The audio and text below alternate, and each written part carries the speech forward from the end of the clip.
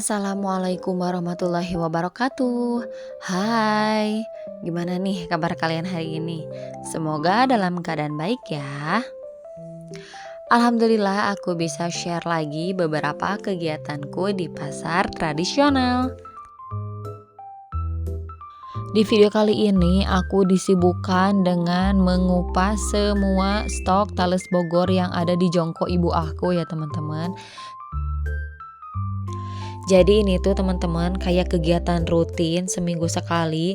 Semua stok Tales Bogor yang ada di jongkok ibu aku tuh dikupasin, terus ditimbang seberat 500 gram gitu ya, atau setengah kilo per bungkusnya. Nah itu tuh nanti dibawa ke langganan ibu aku ke Pasar Tumpah Bale Endah, atau di sini tuh bilangnya ke Tugu Bale Endah, buat dijual di sana ya teman-teman. Kemarin tuh sempat ada yang nanya ke aku, "Kak, suka duka jadi pedagang di pasar itu apa?" Nah, gitu. Nah, di sini aku jawab ya, teman-teman. Ini tuh sesuai apa yang aku rasakan, ya sepengalaman aku gitu ya, teman-teman. Ya bisa aja gitu di orang lain itu beda, tapi ini yang aku rasain ya, teman-teman. Untuk dukanya dulu ya. Nah, yang pertama, kita tuh harus bangun di tengah malam buat datang ke sini ya, ke pasar tradisional, buat dadasar di jongkok sebelum pembeli datang ya. Jadi pokoknya kita tuh harus datang gitu ke tengah malam. Biasanya gitu kan kita tidur ya teman-teman. Kita tidur tapi ini kita harus datang di tengah malam buat dadasar di jongkok ya. Nah, untuk yang kedua, pas kita pulang tuh badan rasanya capek. Jadi rumah tuh jadi ya kadang berantakan gitu ya teman-teman. Karena aku kan udah habis energi ya buat jualan di pasar. Jadi pas ke rumah itu nggak langsung beberes, nggak langsung apa gitu ya. Tapi aku pakai pas pulang ke rumah itu pakai buat nyiapin dulu sekolah anak aku. Terus pas anak aku udah sekolah, nah di situ aku pakai buat istirahat ya, buat tidur gitu. Pokoknya beberes rumah itu pas aku bangun tidur aja, pas aku udah punya mood, pas aku udah punya energi ya gitu ya teman-teman.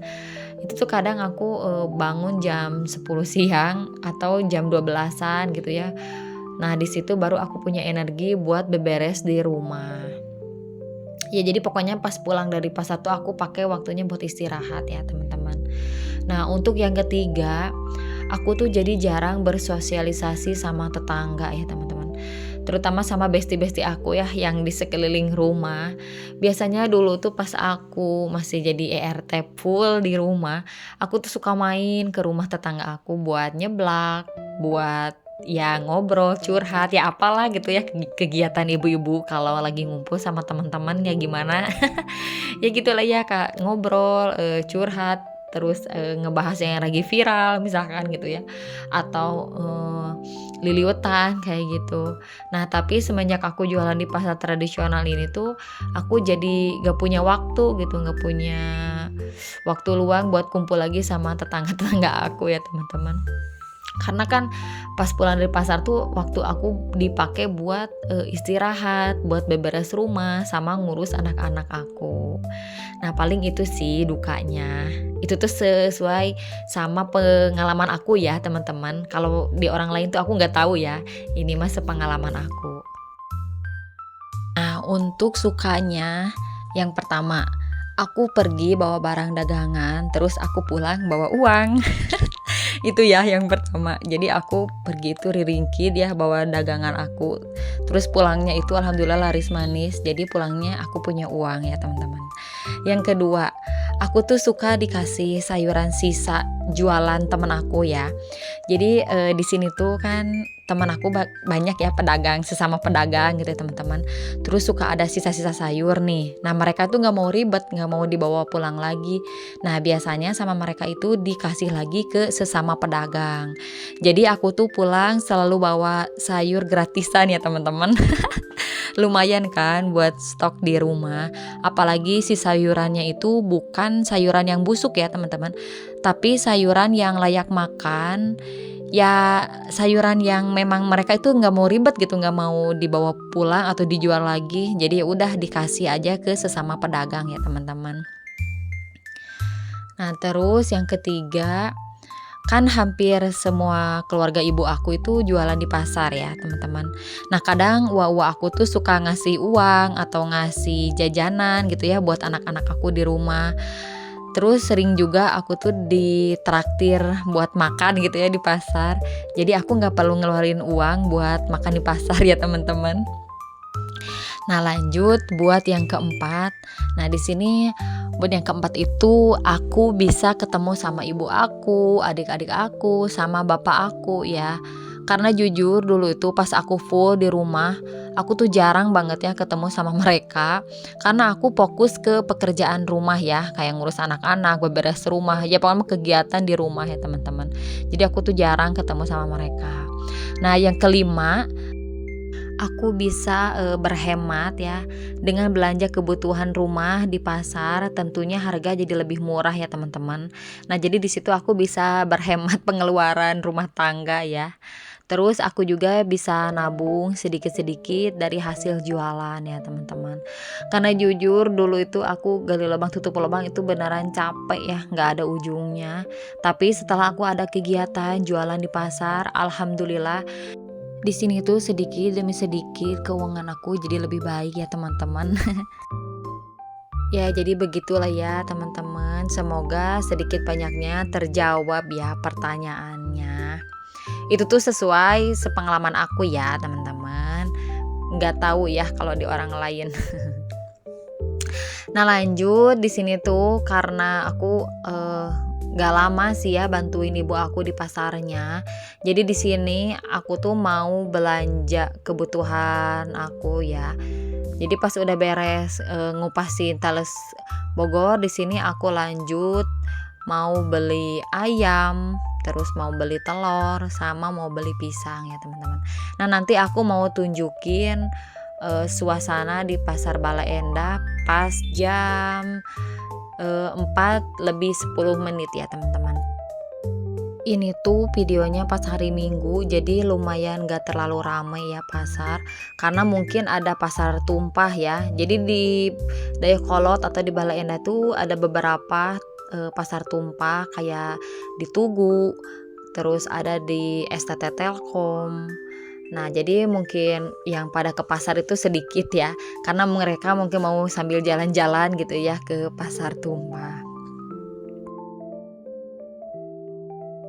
Nah ini aku tunjukin suasana di pasar Bale Endah pas hari Minggu jam 4:10 ya teman-teman. Nah di sini tuh aku sambil beli pisang ya. Oh iya satu lagi keuntungan jualan di pasar, kita itu bisa dapat harga lebih murah dari biasanya ya teman-teman.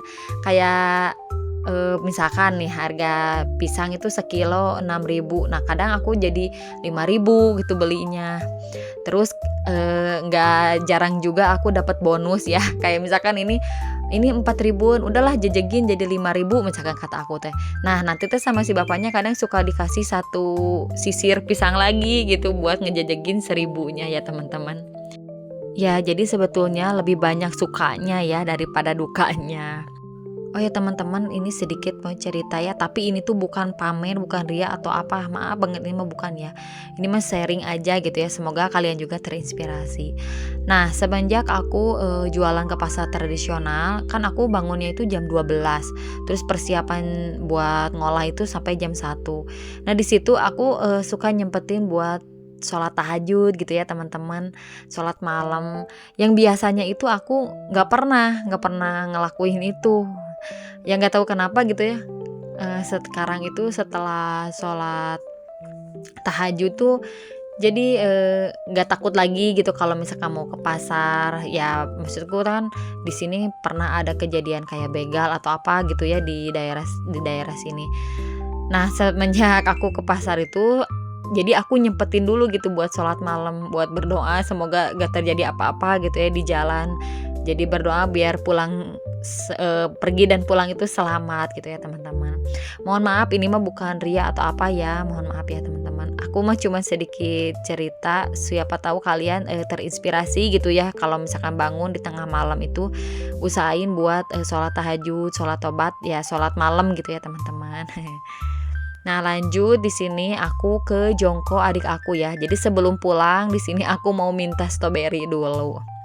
Karena anak aku tuh sering nanyain gitu ya kalau udah pulang dari pasar tuh, "Mama bawa buah apa? Mama bawa apa?" gitu. Karena aku tadi cuman beli pisang, jadi ya udah aku mampir dulu gitu ke adik aku buat minta stroberi. Untuk stroberi yang aku minta itu bukan stroberi yang adik aku jual ya teman-teman, tapi stroberi yang kayak misalkan ada busuk-busuknya sedikit, ada kayak kayaknya mah kegencet gitu ya.